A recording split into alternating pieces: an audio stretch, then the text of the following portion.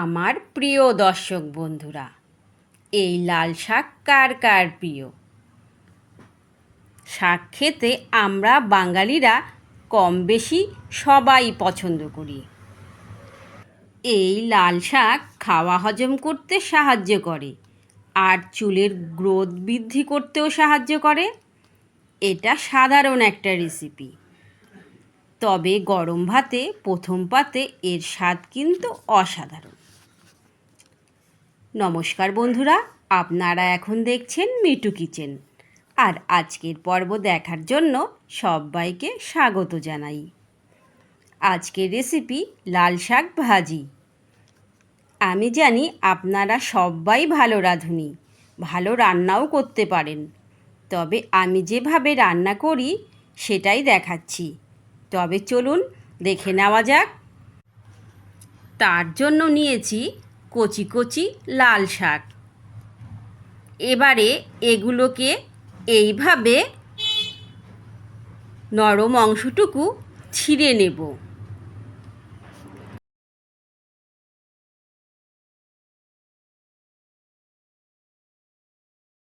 সবগুলো শাক বেছে নিয়েছি, শক্ত গোড়াটুকু ফেলে দিয়েছি।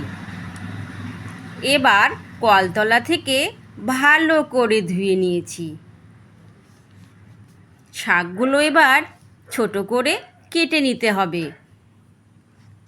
আমি এইভাবে ছোট করে কেটে নিয়েছি।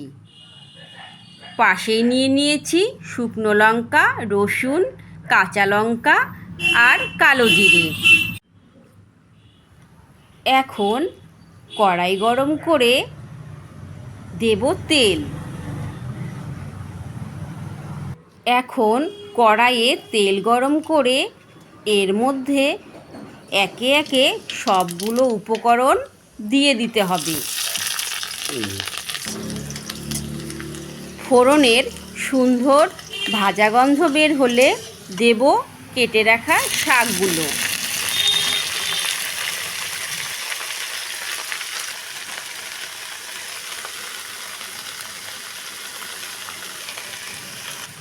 একটু এইভাবে নেড়ে চেড়ে মজিয়ে নিতে হবে।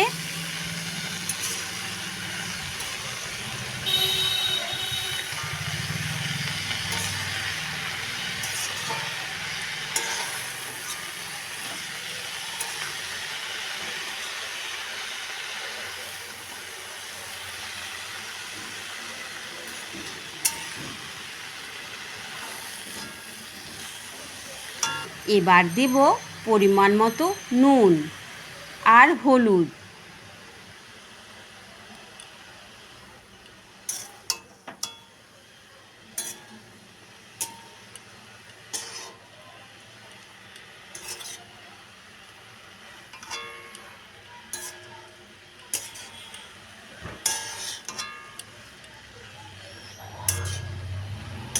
নেড়ে চেড়ে ঢেকে দিতে হবে। 4 থেকে 5 মিনিট আমি ঢেকে রেখেছিলাম। এখন ঢাকা তুলে নেড়ে চেড়ে দেব।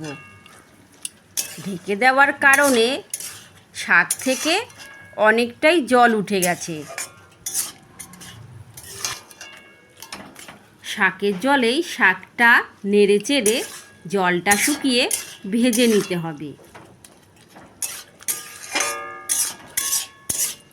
নুনটা কিন্তু একদমই কম দেবেন। এখন মজে গিয়ে এক কড়াই শাক একদমই কমে গেছে।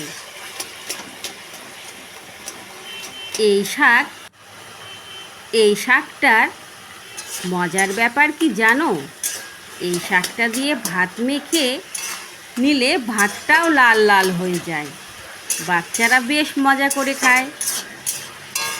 আপনারা লাল শাক কীভাবে রান্না করেন? আর শাক খেতে কারা কারা পছন্দ করেন? অবশ্যই কমেন্টে জানাবেন। নাড়তে নাড়তে এইভাবে খুন্তি দিয়ে ভেঙে নিলেই একদম গলে যাবে। এই লাল শাকটা যেভাবেই কাটো না কেন রান্না করলে একদম গলে যায়। ভাজতে ভাজতে দেখো নাড়ুর মতো দলা পাকিয়ে যাচ্ছে। কথা বলতে বলতে আমার শাক রান্না গরম ভাতে প্রথম পাতে খাওয়ার জন্য একদম রেডি। শাক তো আপনারা অনেকেই অনেকভাবে খেয়েছেন, তবে এইভাবে একবার রান্না করে খেয়ে দেখুন। সত্যি বলছি, দুপুরের খাওয়াটা যেন একদম তৃপ্তি হয়ে যাবে। রান্নাটা ভালো লাগলে লাইক, কমেন্ট, শেয়ার করে চ্যানেলটি অবশ্যই সাবস্ক্রাইব করে আমার পাশে থাকবেন। আজকে এখানেই, সবাই ভালো থাকবেন। সবাইকে ধন্যবাদ।